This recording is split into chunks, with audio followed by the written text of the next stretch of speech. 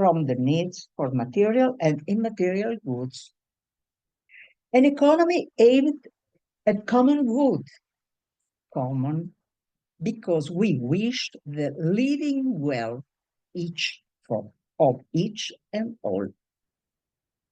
Not a having a property, an individual possession, but the good of the whole community. But what is community? What this word means? It comes from two Latin words.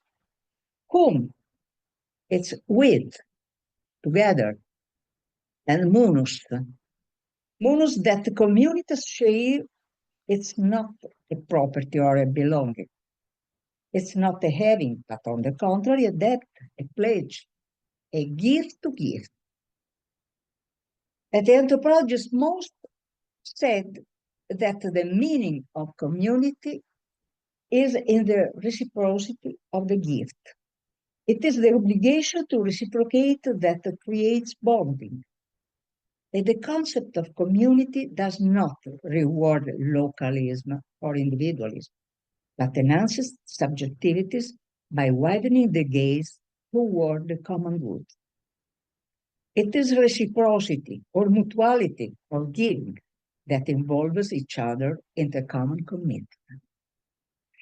In an historical phase in which it seems that the strongest bonds are those built on individual interests or on the power of money, we persist in wanting to regenerate bonds based on solidarity relationships, founded on cultures and practices on nonviolence, social and economic.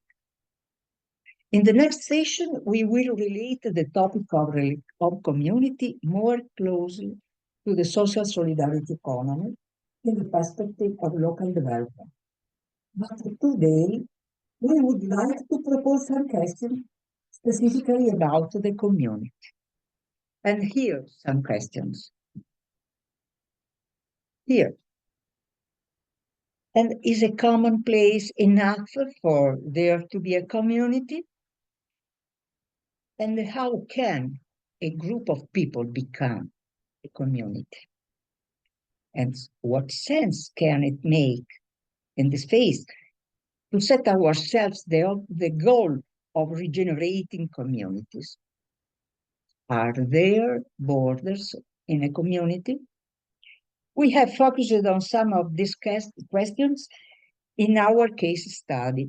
So I will pass the floor to Jason Nardi, another Solidarius Italia member, but not only because he is also president of the Italian Solidarity Economy Network, RIES, and general delegate of RIPES Europe.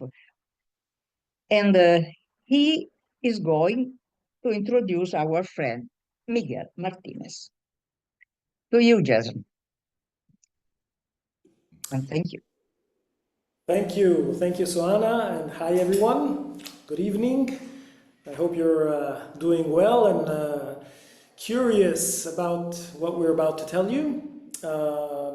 Miguel here is, I would say, one of the historical columns of this neighborhood and of this specific commoning and community experience that is the Giardino dell'Artiglione, the Artiglione Garden. Before it was called Nidiaci, and maybe we'll learn a little bit why. But first of all, where are we situated, Miguel? And can you tell us a bit how it all started? The very special feature is that we are situated in the very heart of Florence, a place which has practically no visible gardens, all built up since the 14th century.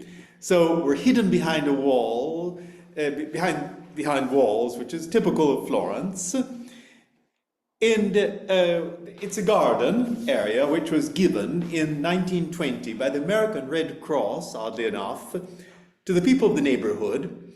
And it was given as a place for popular education, as they say in Italian, And it's the place where, for decades, the children and the young people of this once very poor neighborhood grew up.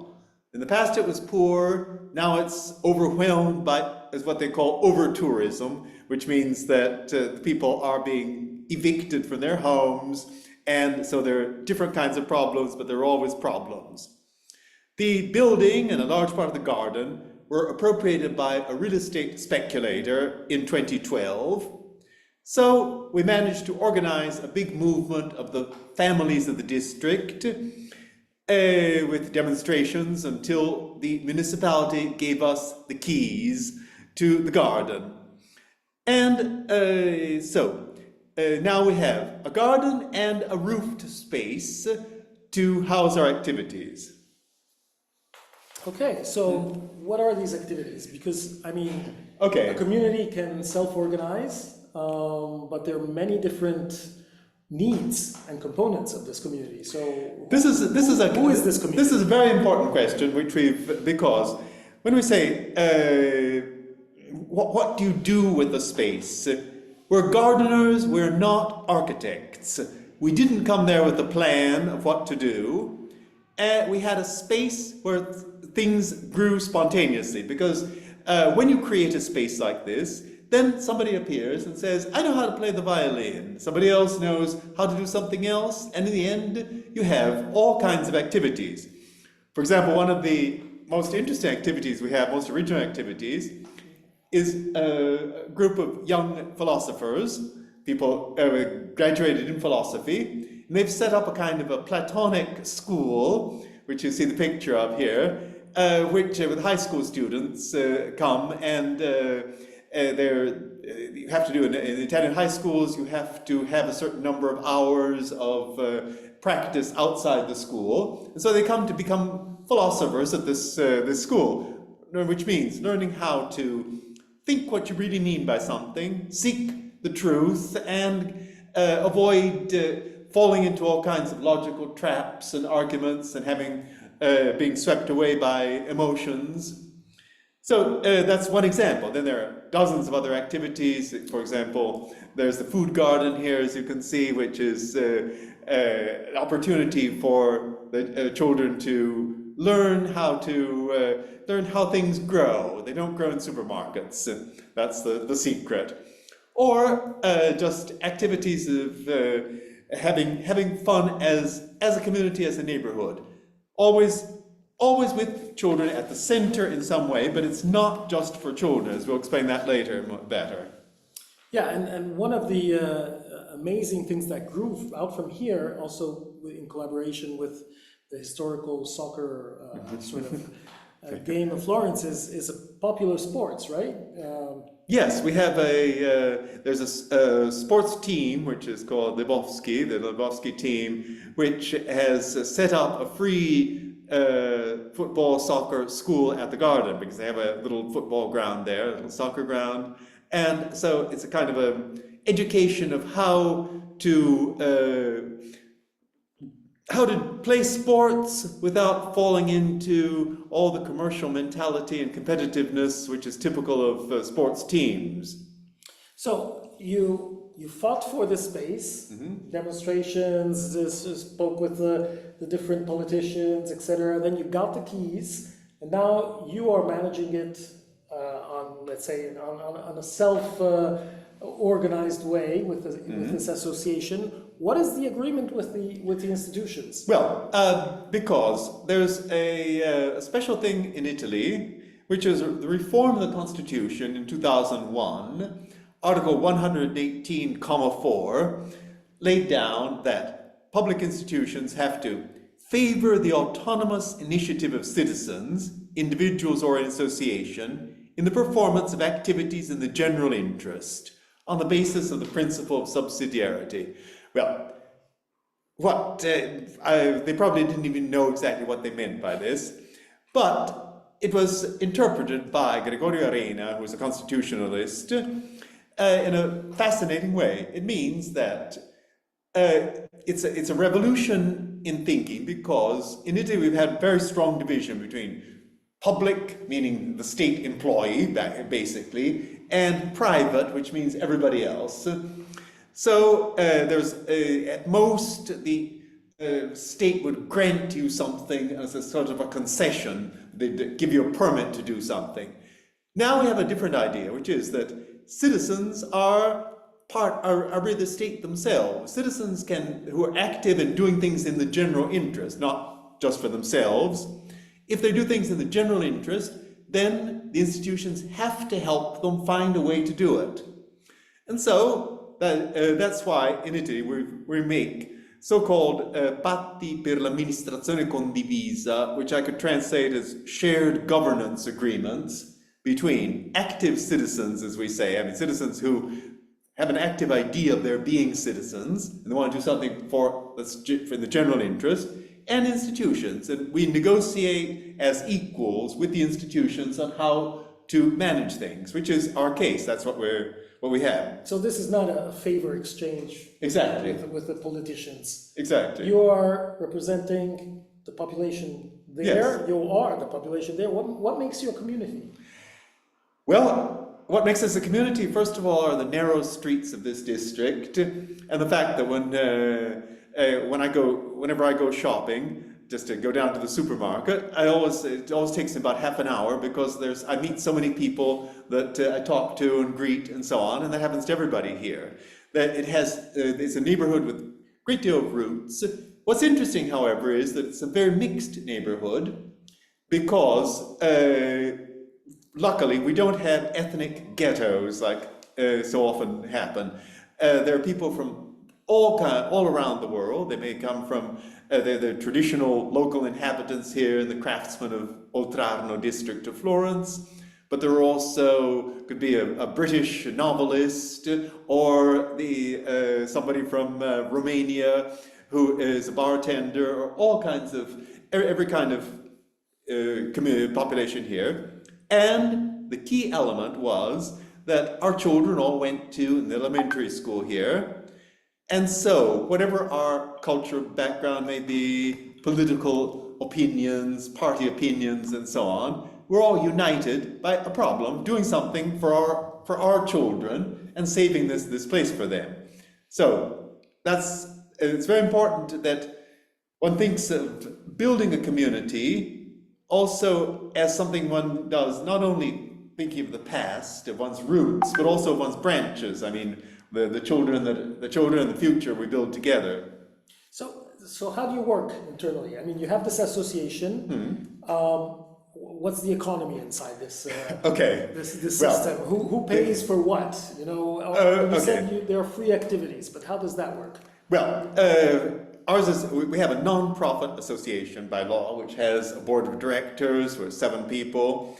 And we have 220 members. As you can imagine, not all 220 are active members. A lot of them do it just to help, to give 10 euros a year as a contribution. And nobody is obliged to be a member. This is an open space. We keep this open for everybody. However, there are certain activities which you have to be members to do. And an example is, for example, there is a music course for children. So we pay an operator, we pay a girl we pay an opera singer and an educator together who have done this fantastic work with small children, teaching them to enjoy music and to play with it. And we pay them, let's say, a family gives us 100 euros, just to make a round figure.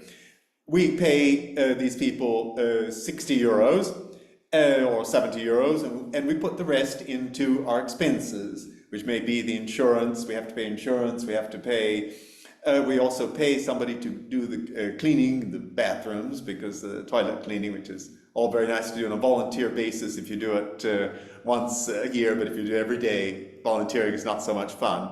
And so we pay an unemployed man to do that. We also give something to 3 homeless men who are gardeners there. Fantastic gardeners, incredible enthusiasm. It's sort of their life to do this. And do you get some public funding? No, we don't get public funding, but we do get some contributions from a banking foundation to do specific projects. We have to do a project, we have to spend the money, and then they give us back part of the money. Okay, so last very few things because we're running out of time. Lately, you've organized a sort of a little exhibition on the history of the neighborhood and of this place. What came out? What kind of strengths and weaknesses did you find in doing this? Well, strengths and weaknesses. There's one thing I'd like to talk about because I think it's a very important point for everybody that has some kind of commons. Imagine a public garden. You decide to share and do something there by planting a tree. Sooner or later, somebody will come and uproot this tree you planted there. You'll get angry. You'll say, I'm not going to do any more of this community volunteering stuff. And let's let the police take care of that. I'm paying my taxes. And so when a place is open, you have that misnomer of the tragedy of the commons, but you all know what I mean. The other risk is to make something very private. You say, okay, we won't let anybody into here, so nobody will destroy what we have. We found a fantastic solution to this, which is something I suggest other commons can look into.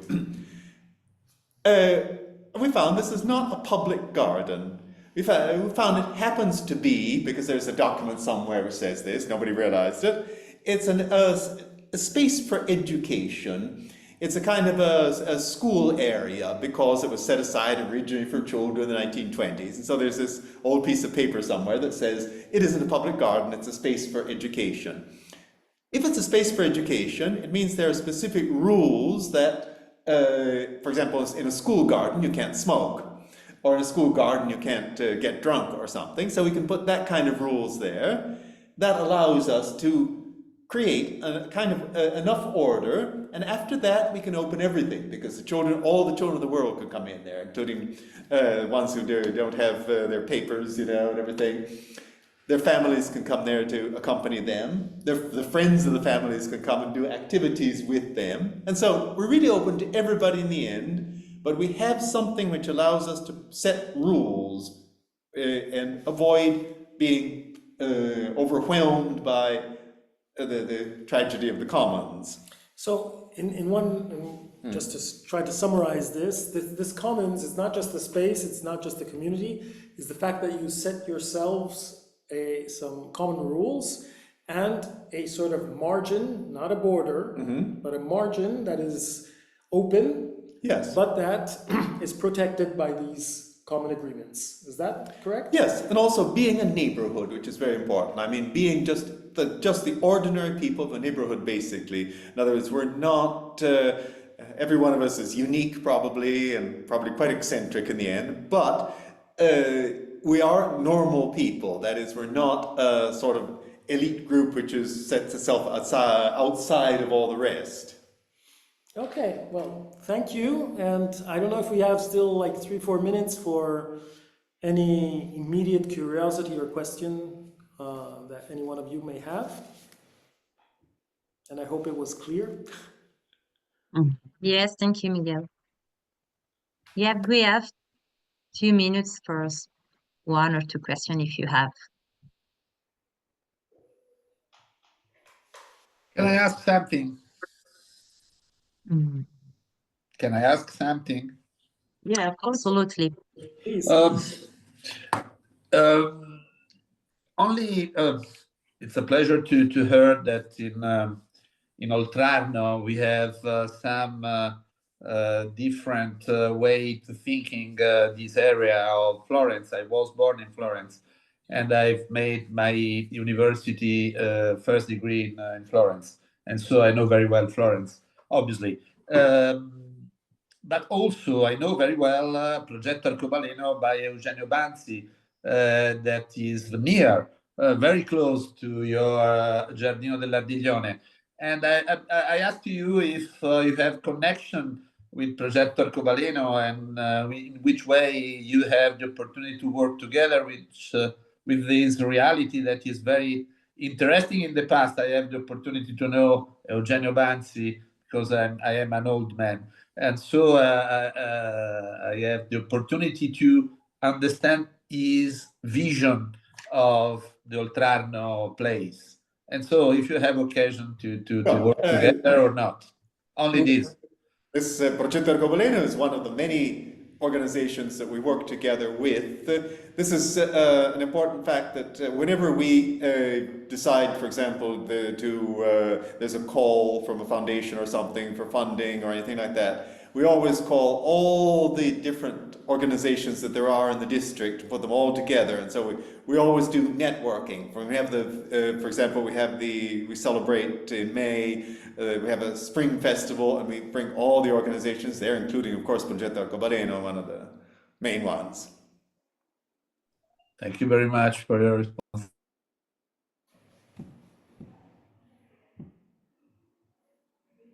I have a question, but unfortunately I don't have a video. How big is your core team? What? How big is what? How many people are you in a core team, as in taking decisions and Yes. day-to-day business? That's a difficult question to answer because, as I said, the association has 220 members. Okay, but most of them are just on paper. Then we have a board of directors who are 7 people, and they're all there all the time. What is important is that there are a lot of people who are not on the board. They're not even necessarily members. They usually are, but that's just a secondary thing. Who have an idea, do a project, and work together. So probably we have something like 30 people that are active, but each one in his own way. There's a specific person does a specific project and works together with the others on that. Thanks. It seems like it's more about placemaking, and everybody can do what they can, they will want. Exactly. So it's a matter also of sharing and managing the space on one side, the common space, so that there are different activities that can take place throughout the year, but also offering cultural, health, entertainment, sports, etc. activities for Job finding for the whole community, and especially for the children, because that was sort of the initial thing, but then that brings everybody else. I'd like to have a small question, or maybe it's a comment. Hello, Miguel. You said that for your project was very important to understand the common objective to grow together the children. This is the main objective of the community.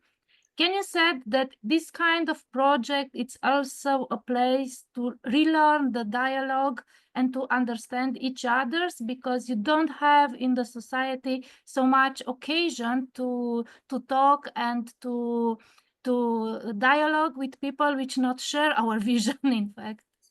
Exactly. Yes. I agree. Yes. In a sense, it complements or it substitutes what was the public square before, where you met with people, etc., or the market. I mean, there is a market close by, but it's once a week. There you have the garden every day. You can meet each other. You can have the kids watch each other, or someone watch them while you're talking, etc. So it's really also just a meeting space.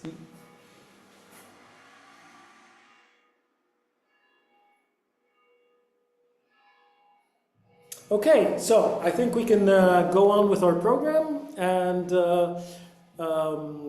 I would, with pleasure, pass the word to Professor Andrea Volterrani, who just spoke a few minutes ago, but he'll take the floor now.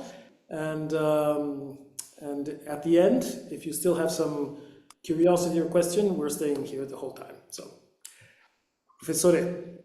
Oh, thank you very much, Jason. I think it's the better way to remember Eugenio Banzi, this interview, in my point of view, only this, because it's a friend of mine, and it's a good way that the memory of the people that work in a community in a certain way in the past have the opportunity to continue other peoples that work in the same place in another way, but to continue the idea, the vision of Eugenio. Okay, only this, sorry for this, remember, of a very important person in my education. And so, good afternoon. I was thinking at the beginning of this, when I talking with Chiara and so on about this, to make some different way, but I have no time to make a different way, to make some suggestion. Because I want to start not in the way that I will make now, but in my idea, it's very important to understand what the people have in mind and to give voice to the people. This is the first of all things that it's important to understand in which way it's possible to change our idea of communities, to give voice. There is a very good book by English scholars that the name is Nick Couldry, that in 2010 wrote a book that the name is Give Voice. Give voice to fight against neoliberalism. This is the way to understand in which way it's important nowadays to talk together and to create a different thinking about the communities. But it's not, I have no time to give voice only at the end, but I have a short suggestion. I use some slides, but first of all, at the center of my reflection is three different concepts that, in my point of view, are related each other. The three concepts are vulnerability as universal thinking, and the second concept is participation, and in particular hybrid participation processes, and the third is liminal communities. That is the more complex concept to understand and to explain also. But Giardino dell'Ardiglione, it's a way to explain what with this concept in a very clear way. So I used some slides, but very to clarify some ideas that I want to explain. Only one moment to share my screen. So, do you see my screen? Liminal communities? Yes. Yes. Okay, perfect. So this is the three concepts: vulnerability, liminal communities, and hybrid participation processes. Why I start from the concept of vulnerability? Because we are all vulnerable.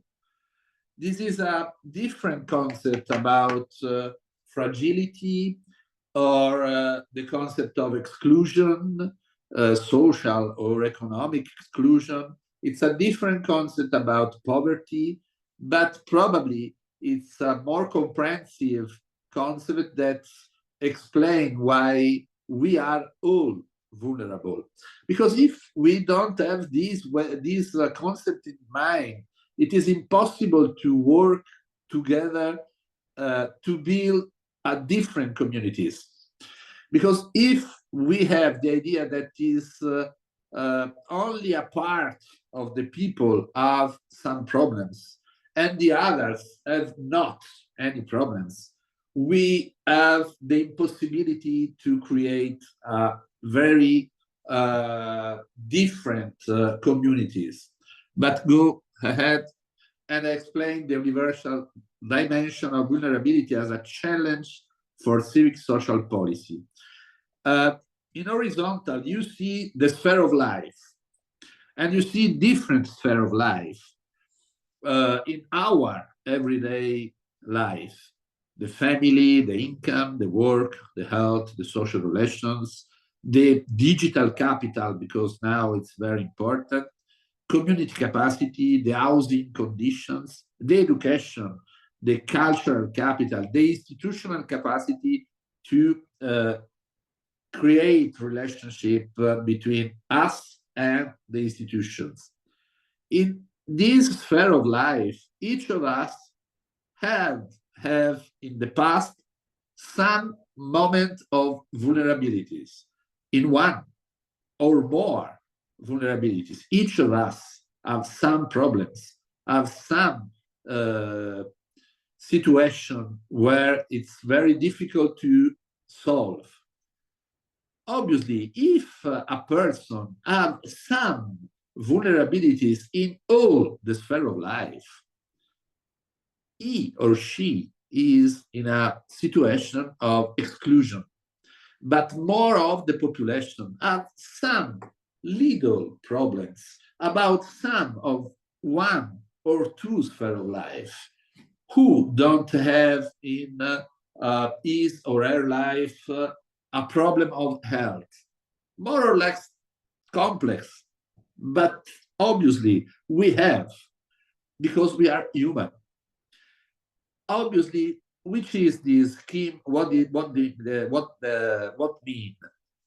That is, in horizontal we have some sphere of life, and in vertical we have the life cycle. In different moments of our life, we have different situational vulnerabilities in a different sphere of life. So it's important to understand this concept, because it's very important to create a community, to work with the people that live in a community, to understand that each of the people that live in a community have some vulnerabilities, more or less complex.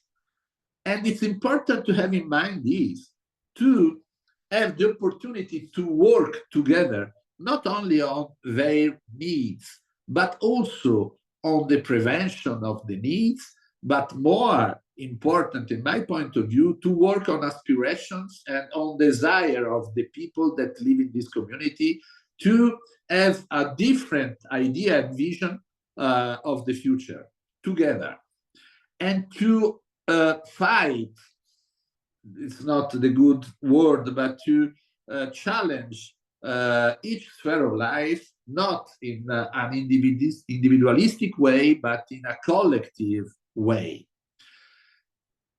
In this thinking, it's important to have and to build this way using the participation processes. Because if you don't create the condition to facilitate the participation of the people, to facilitate the participation of all the people, all the inhabitants of a neighborhood, or a little village, or a city, it's impossible to have the awareness about the vulnerability and the density of the vulnerabilities, the different types of vulnerabilities, and which is the desire, which is the aspirations. In which way it's possible to create a different meaning of participatory processes. First of all, it's very important to move from the idea of the inclusive participation to the meaningful participation. What I mean, the inclusive participation is very important, is the first step, where you include the main part of the population of a place, of a neighborhood, of a city, of a little village, to have voice. But it's more important to move to the meaningful participation, because it's important that after you give voice to the people, it is important that the people have the opportunity to decide together. and to have the opportunity to participate, to decide together the future of the community. In this way, I propose the concept of hybrid participation processes. There is a link, Decidim.org, that is an organization, a no-profit organization, a Spanish no-profit organization that create an open source software that is possible to install everywhere to create hybrid participation processes for the people that live in the neighborhood of Barcelona, of the city, of the municipality of Barcelona. What is mean hybrid? Hybrid meaning that it's possible to have participation processes not only in presence, that is very important, but it's possible to have together both online and in presence participation processes to include more and more people and to move more easy to the meaningful participation. They have a great and interesting experience, not only this experience in Europe. There are other that have this idea to put together the presence and online participation processes. The idea of this is to have a different way to create the condition to prepare and to facilitate the participation processes of the people. And I put here only some example. Sorry, this is in Italian, but I can translate very, very quickly. The part on this is on vertical dimension, online on the top and on site on the bottom, and on the left we have an informal way to participate, and on the right the formal way to participate. When you have online informal, you have digital space for the community, digital platform, proximity digital platform, and obviously also the use of the commercial social network in a public way. This is not easy, but it's possible.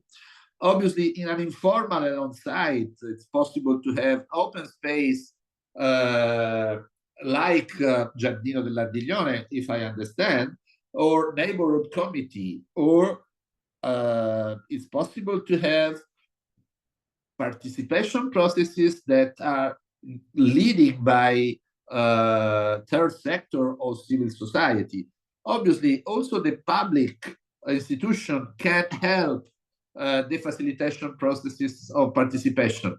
But sometimes the institution want to use the participation to not to create the condition to give voice, but to explain their policy or their idea, and to convince people to follow some ideas of the institutions. It's very difficult to change the mind of the people that in this moment lead the institutions, not only in Italy, because the idea is not to create participation, but to cancel process of participation of the people. So vulnerability, hybrid participation processes, where and for what? Where in the liminal communities. Liminal is an anthropological concept that is the main meaning, the easy meaning is transition from a state to another state. For example, from the adolescence to young age. Liminal mean that is not clear which is the boundaries. And I have heard by Giardino dell'Ardiglione, the experience of Giardino dell'Ardiglione, that the boundaries is not so clear. Obviously, you have a space, you have a garden, but you have an open boundaries for the people that live in the neighborhood of Oltrarno. And so why liminal communities is very interesting? Because when you have a neighborhood that is not have so specific boundaries, and a neighborhood that is in transition, not only in a good transition, but it's possible to have also a bad transition. In this place, not in all the places of the city, some places that are not liminal because don't change, that are not in transition. When you are in transition, in refiguration, I use these terms that some two German scholars use, Noblack and Lowe, it is possible to have a moment of not resilience, but resistance. Because it's important to create a different way of thinking, but also a different way to live in a community. And the liminal communities, where there are obviously sometimes more problems or more vulnerabilities or a more density of vulnerabilities, have more chance to change. It is at the beginning a paradox, but I have the opportunity to follow some liminal communities in the south of Italy, where the situation is not of the same of Florence or the Oltrarno and Florence, that is sure have some problems, but for example, I was make some work on the liminal communities in Gela, in the deep south, and the situation and the condition of the people that are inhabitants in this place, in a neighborhood of Gela that the name is Maggi. It's very incredible. It is not the same situation of, for example, the gentrification of Florence, but they live in a very poor condition, not only for the place, not only for their housing, but also they don't have work. They have to fight with the organized crime. And in this situation, they have the force to resist and to try to fight for enhancing their living condition. And they resist together. It is a very little experience, but it's important that in the liminal communities, it is important to underline that it's possible to change, that it's possible to create different conditions about this, which is the premise of this, because it's not easy to make this only with some concepts. I think it's important to create the condition to work about not only the interests, not only on the needs, but also on aspirations by the people that live in this community, and create the condition for a social development pathways where the people is protagonist and participate. And to arrive to these pathways, it is important to use, in my point of view, a concept and more than a concept, edu-communication processes. Edu-communication is a concept that derives by the thinking of Paulo Freire, the pedagogist, the Brazilian pedagogist that wrote a very famous book about the pedagogy of oppressors in 70 of the last century. But the edu-communication processes is not only the thinking, but is the action where it's possible to create at the same time a process of education, process of communication, and process of participation put together with the people that live in the community. because it's important not only to participate, but also to have some proposal of education that concern to the people that live in a vulnerability condition to have the opportunity to think and to have an aspirations to something that are in the future, but is possible in the future.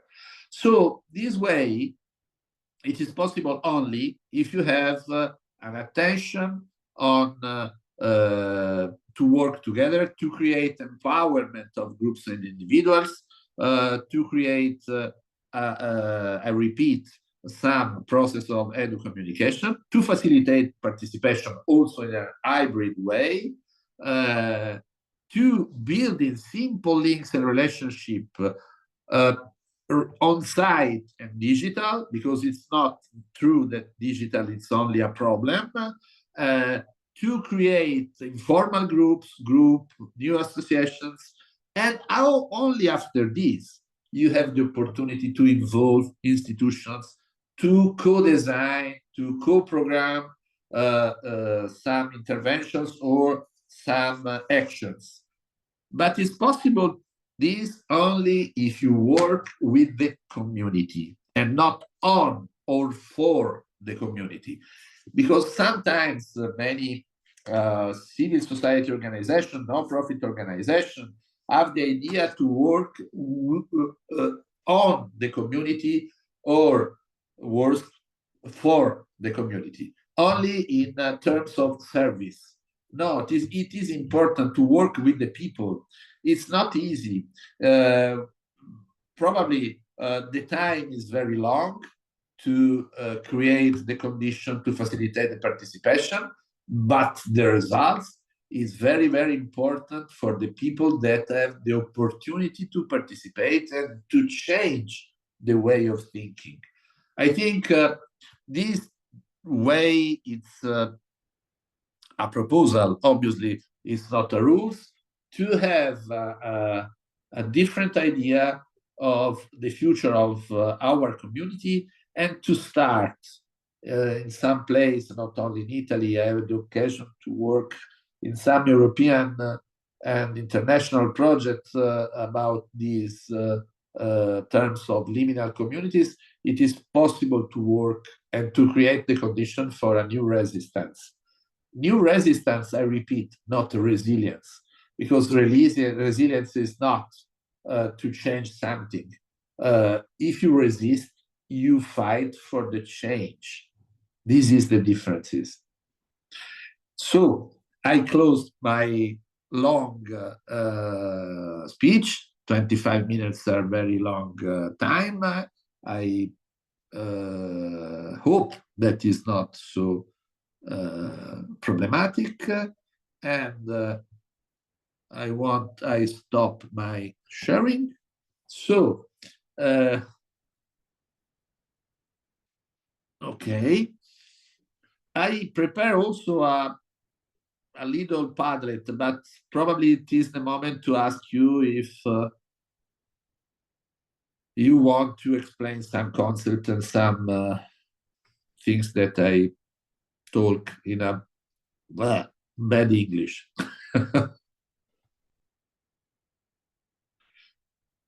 And so also if you want to write something. I see the chat. Yeah. Thank you, Andreas. Your name is the...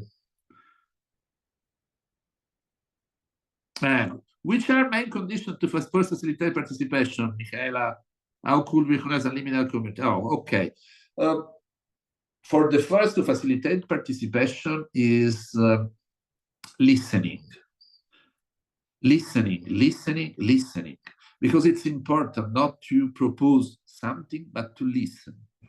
If you listen to people, you discover many things, many things. But listen in a face-to-face, one-to-one relationship, but also if you organize, for example, open space to listen a more large number of people. This is the way to facilitate participation. It's not possible to make this in a short time. This is important to underline, very important, because if your idea is to make this in a very short time, it's a stupid way to thinking. But if you have time, it is possible to create the condition to have moment of participation where you give voice and you create the condition. And the other question is in which way it's possible to recognize liminal communities. It's not easy. It is not easy because sometimes you can sometimes someone thinking that the liminal communities are only the peripheral area. It's not true. For example, Giardino dell'Ardiglione is not in a peripheral area, but is in transition for many reasons. Oltrarno is in transition. And so in this case, you have the place, the liminal communities inside the city of Florence. Obviously, also the Piagge neighborhood in Florence, for example, can be a transition, a liminal communities, because are in transition for other reasons. But other area, other neighborhood in Florence are not in transition for nothing. For example, the mythic Isolotto in this moment is not in transition. For many reasons, it's not in transition. This is not mean that is a problem. Okay, sometimes a community that is not in transition have a less density of vulnerabilities, for example, and so it's a good condition of life, of everyday life. You see what is change. Places that change in some way, in a bad or good way, are in transition and probably are liminal communities. The concept of defamiliarization. It's a concept by a German scholar that the name is Talia Blokland. Talia Blokland used the term familiarity to explain what? When a people, for example, live in a place where there are a strong density of organized crime, after a period of time, he or she don't have the awareness that live in a place with high density of organized crime, because it's normal, became normal. So when you have this familiarity, it's very difficult to change something. When you have a process of defamiliarization, it's a positive process. It's not a negative, because you have awareness what is the change, what is the condition of the place where you stay. It's a paradox, okay? But if you defamiliarize, you understand what changed, what is the condition, what is the problems, what is the aspirations also. If you have the opportunity to change what you consider normal, this is the concept of defamiliarization. In the liminal community, a part of the people change this idea. I read the other question. Nora, it's important to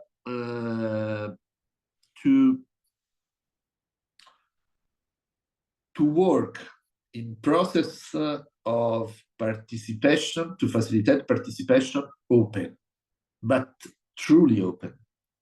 Sometimes we have an idea of participation that are inside an organization, that is only inside an organization, or inside a group, or inside a neighborhood.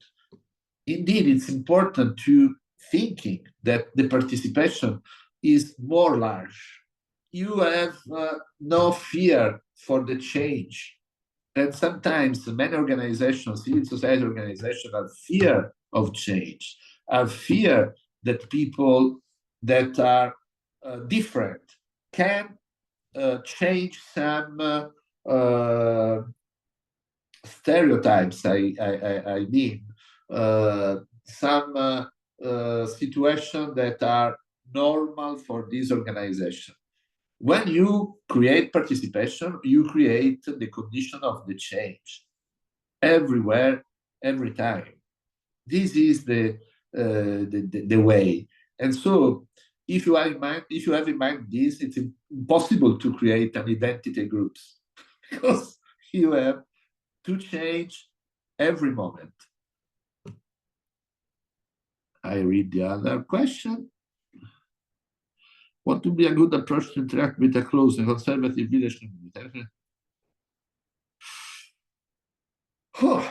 Okay, I have the opportunity to make this in San Severo, Foggia, in Puglia, where a group of no-profit organizations, voluntary organizations, leading by old women, very beautiful, these old women, but they are old women, and they don't want to share with the young generation of San Severo many things to do. They want to have the control of the action of the activity. And I propose in this situation an instrument, but it's an instrument, it's not mandatory, but it's an instrument that in this case have, I think, success. These instruments named a fishbowl, where the people have the opportunity to discuss together. In an occasion, we have 200 people together. We have a concentric circle, and in the center you have 4 seats. For the 4 seats, it's possible who want to take the word. In Spanish, the palabra, can go to the center and talk for 1 minute, only 1 minute, not more. And in this occasion, obviously, the old woman don't have the opportunity to talk more than 1 minute. And the young people have the same opportunity to talk 1 minute, but they have more smart way to talk in 1 minute, and they explain their problems, their aspiration, their conflict in public, in a space of participation. It's very beautiful to see this, but to arrive to the fishbowl, I'm working more or less 5 months with this old woman to convince them that it's a very good way to create this condition to facilitate participation. Okay, but it's possible. San Severo is a conservative, in this case, town. We are in the south of Italy. We are in a very difficult situation. There are a caporalato, very strong. There are a district, a neighborhood composed. This is a ghetto for the immigrants, and so it's very difficult to work in this city. But it's also in this city was possible to make something about the facilitation of participation. And it finished my time, more or less, no? You was perfect. Last question from anybody? We have time. I don't know why. I put the obviously the slides in Moodle. I send or to Sohana or to Chiara, but to put inside. If you want to write something about this concept, you like, don't like, but it's very quickly in the chat. It's not evaluation. The evaluation, it's at the end of this. Yeah, we have webinar. the opportunity. But if you have some If you want to- suggestion, Exactly. yeah, you If can you want just to- put in the chat. Exactly. If you want to write your emotions, your expression, your sentence, Also, if you are obviously not agree, and what, in which way, but very brief, right? It's very interesting to hear your voice.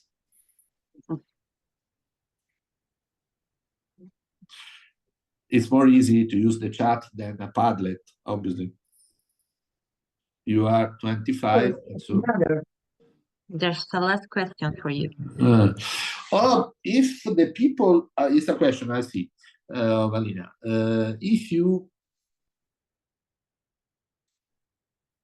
it's not possible to say to someone that is part of community, because the belonging to a community, to a liminal or a territorial communities, is in the mind of the people. It's not to explain only in some specific situation nowadays. Because if you're thinking, each of us participate to much communities, not to many communities, not only one, in our everyday life. Because we have different interests, we have different moments of our life. And so the belonging, as in the past, is not possible.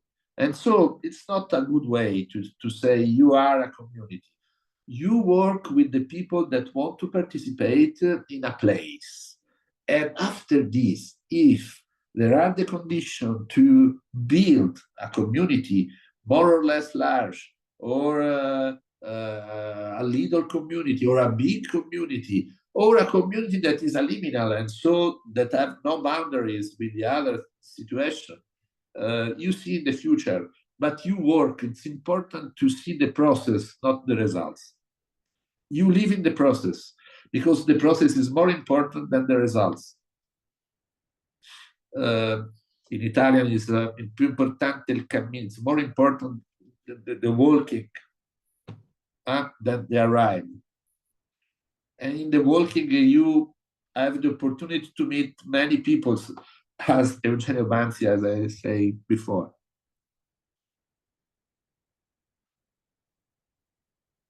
It was interesting. The idea of vulnerability and to put together education, communication, and participation. Yes.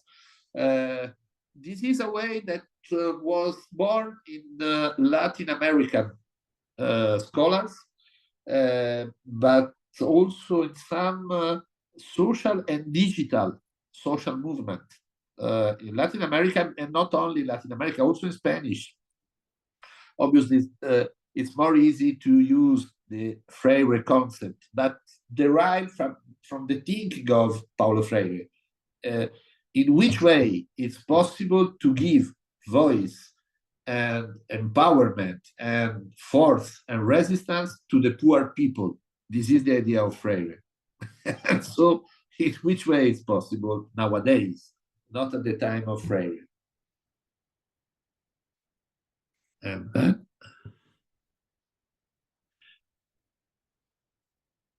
yeah, absolutely, Francesca. Absolutely, Francesca, because I write that their protest, it's an idea of resistance, of JKM in Campi Bisenzio, but also it's an opportunity to build liminal communities around, in this case, the fabric. Why not? And they search. Not all the actions have a good results, but this is a process, and sometimes the process is more important.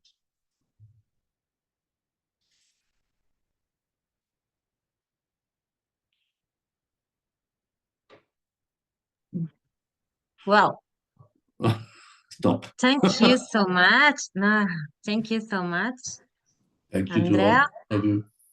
And also Miguel first before you. Thank you so to our guests, and we hope it was interesting for you all. For our side, it was inspiring and useful.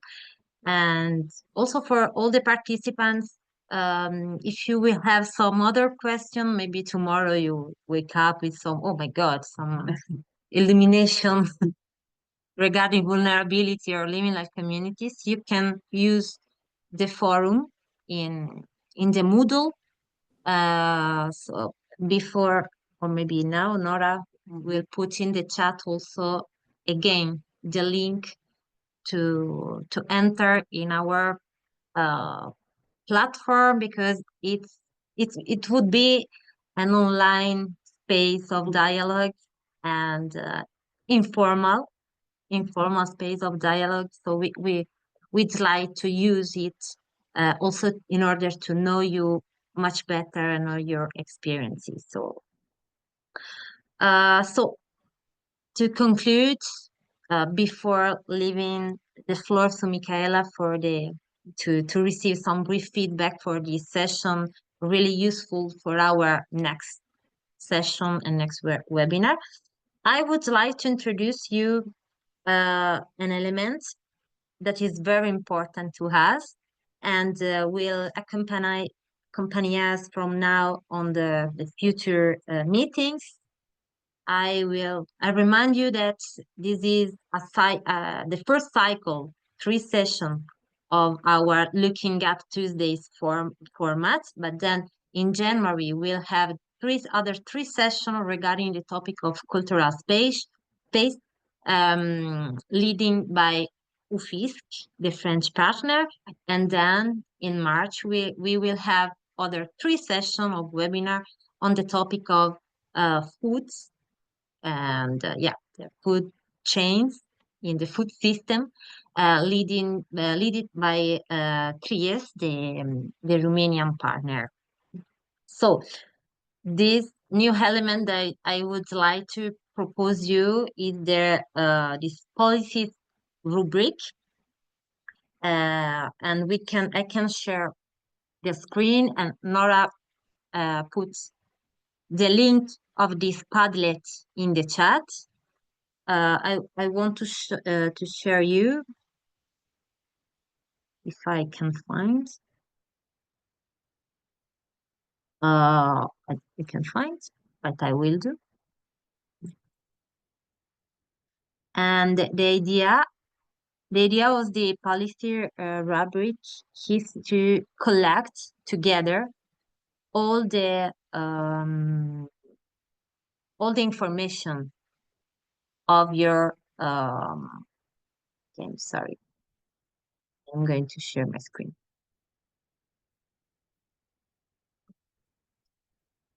That's it. Can you see my screen? Okay, thank you.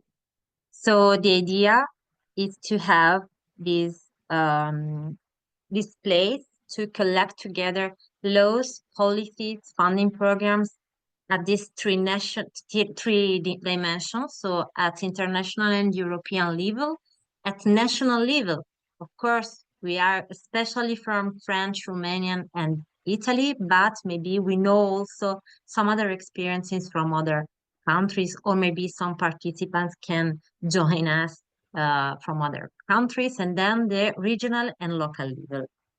We would like to inaugurate this tool today for the session, but we will proceed during all the webinar, because the idea is to collect these tools at the end of the project. We will prepare a toolkit with all the experiences and all the also the keywords and the concept that we have discovered during this training. And also we would like to create a concept map of these policies, because we think it's very, very useful for a small organization to know more what happened and which type of strategies are moving around us.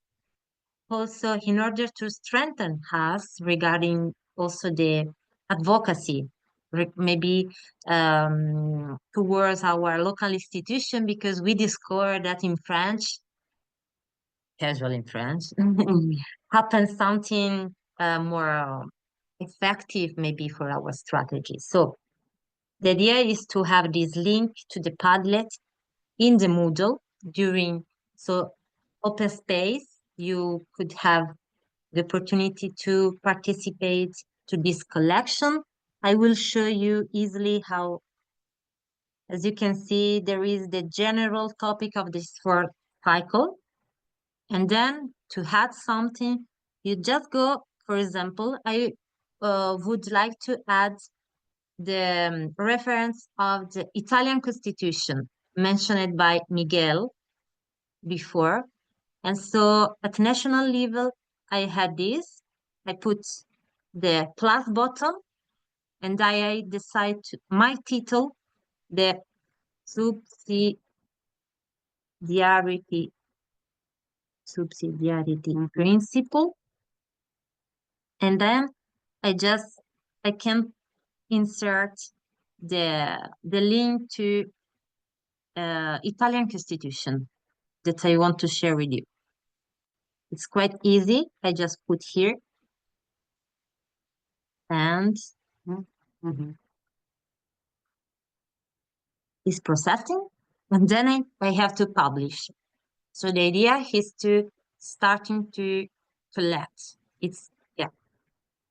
And you can also starting from your own experiences to give us elements regarding maybe some funding programs that you used or you are using, maybe, I don't know. So it's quite important in terms of sharing and strengthen our networking. So I don't know if you have some doubts. It works. Thank you, Francisca. Okay, no worry. So we will also, in each session, we will have a look of these Padlets so we can have a look how it's working, if someone adds something or so on.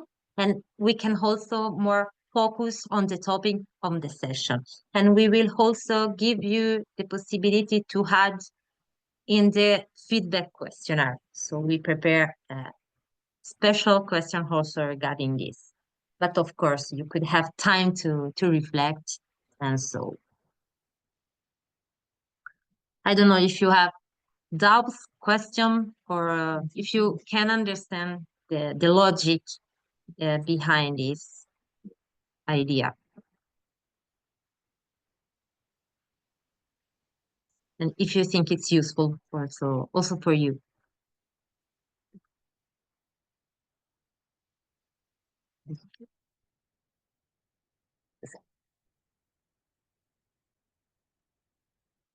Okay.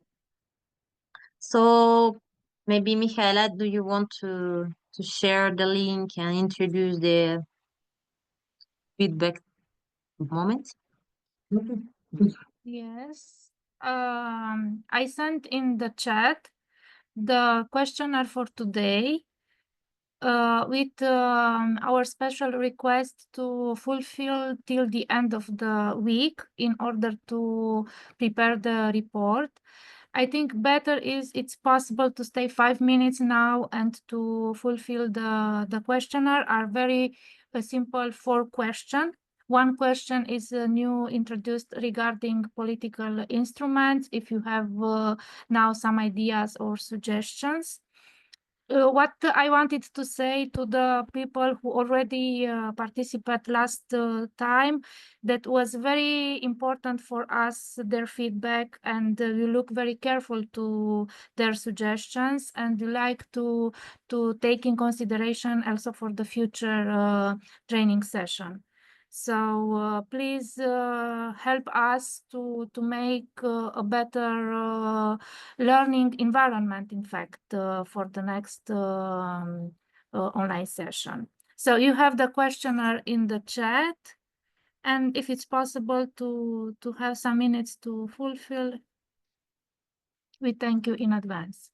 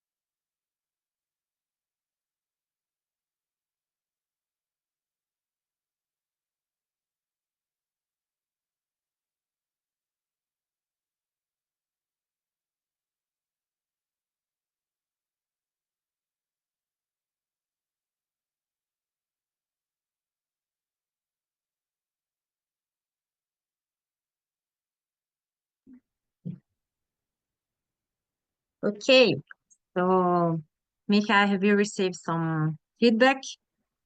Already 14 questionnaire, not bad. Wow.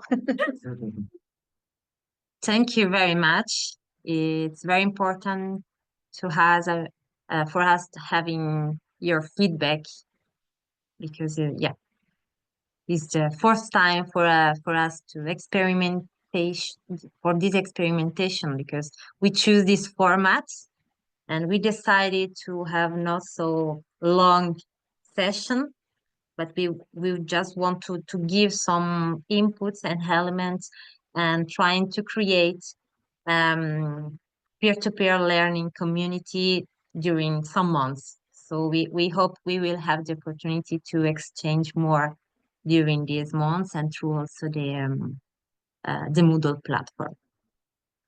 We would like to remind you that yeah, the next session, so the last session of our cycle is next Tuesdays, and you can see also the detailed program. We will have the opportunity to enter more in the topic of transformative economy, so why it's linked, and also the economy, communities economy. So social solidarity economy as an approach, place-based and community-based and transformative, so maybe resistance. So yeah, we want to thank you a lot for your participation. And if you don't have any question and so on, we can. Thanks again, Andrea and Miguel, for your intervention. Yeah, we are very Useful. absolutely. See you very soon. Thank you to all. Thank you, bye. Thank you very much. Thank you. Bye bye. Thank you. Have a nice evening. Thank you again, Andrea. Thank you. And enjoy the music. Yes. If you stay with us.